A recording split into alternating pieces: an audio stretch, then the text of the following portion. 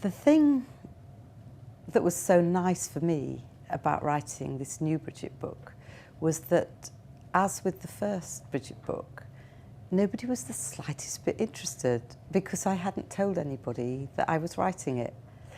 And the fact that I was writing just in my usual armchair with my laptop without wondering what anyone else will think about it freed me up to say what I wanted to say and be honest about things I thought were funny that I was seeing around and tell the story that I wanted to tell.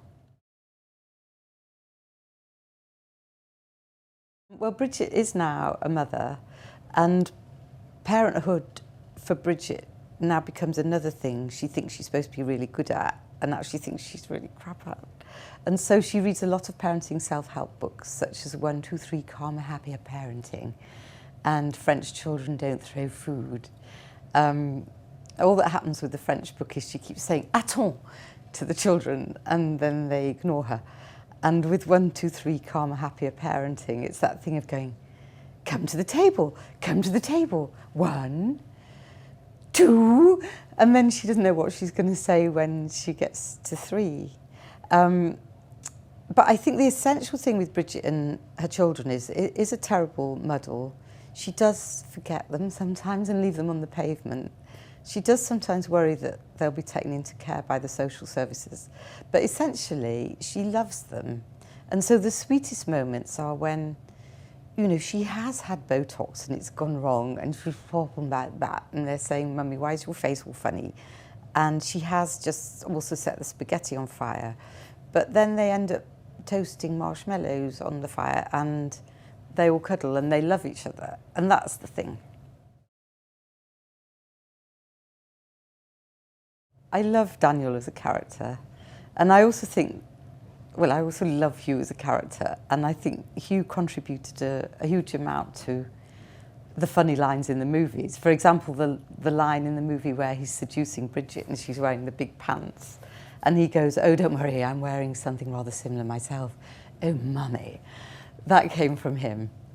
So I really wanted to keep him present, and he's godfather to Bridget's children. He's not the ideal godfather.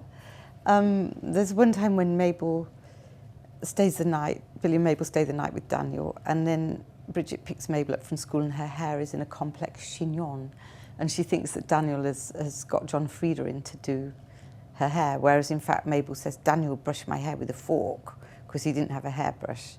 So he's a little patchy and babysitting goes a little bit wild. But basically, it's the thing about Daniel is I think people do stay in people's lives and old boyfriends do become friends, and you know, he's still Daniel, he's still "What colour are your panties?" and still, you know, having a crack at seduction whenever it presents itself. But he's still in her life and they accept each other as they are. Bridget is constantly resolving to change. But I don't think anyone ever really changes, do they?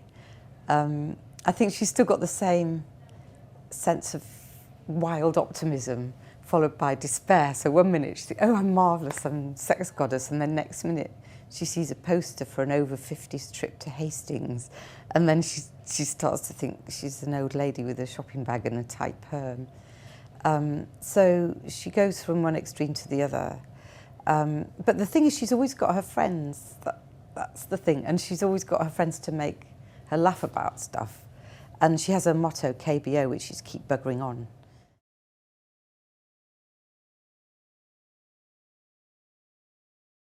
I wrote this book from the inside out.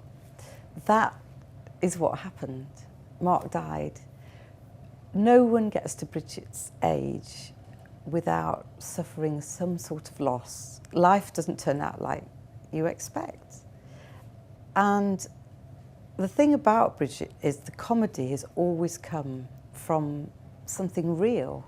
And I didn't want this book to be a weak copy of the other books.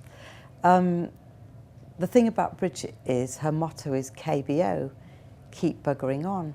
Tough things happen in life, and she gets through, she survives, she has her friends, she deals with it, and she comes through the other side, and she's still finding things funny, and it hurts, but she's still laughing, and that was something important that I wanted to say.